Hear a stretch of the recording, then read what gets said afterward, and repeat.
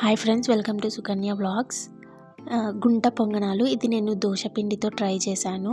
అది కూడా హెల్తీగా చేశాను. నేను ఇంతకుముందు చేశాను కానీ అందులో ఆనియన్స్, పచ్చిమిర్చి, కొత్తిమీర ఇవన్నీ ఏం వేయలేదు. ఈసారి హెల్తీగా ట్రై చేశాను. ఇలా ట్రై చేయడం కూడా ఫస్ట్ టైం చేసినా కానీ చాలా బాగా వచ్చాయి. ఒకసారి మీరు కూడా ట్రై చేయండి. దోసపిండి మిగిలిపోతే మళ్ళీ దోశలే తినడం బోర్ కొడితే ఇలా ఒకసారి ట్రై చేయండి గుంట పొంగనాలు.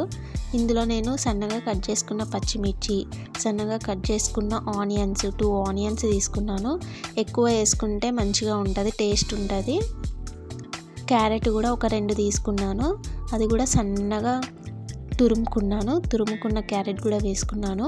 కొత్తిమీర కూడా సన్నగా కట్ చేసుకున్నాను.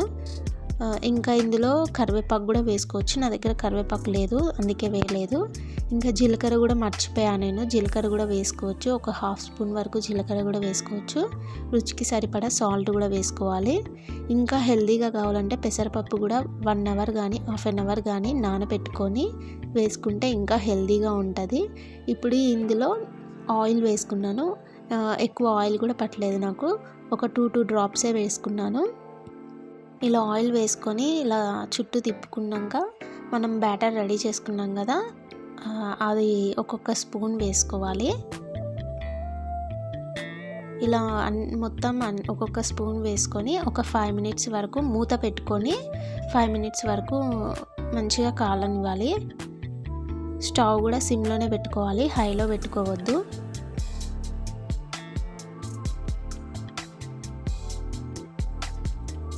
ఈవినింగ్ స్నాక్స్ టైంలో ఇలా ఒకసారి ట్రై చేయండి. ఈవినింగ్ అయినా మార్నింగ్ టిఫిన్కి అయినా ఇలా ట్రై చేయండి.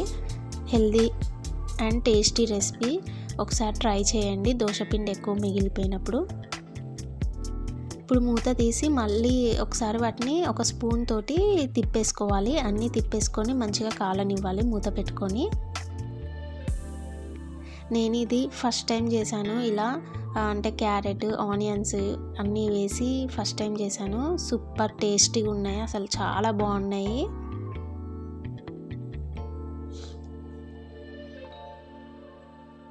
ఒక 5 మినిట్స్ తర్వాత తీసి చూస్తే మొత్తం మంచిగా కాలినాయి.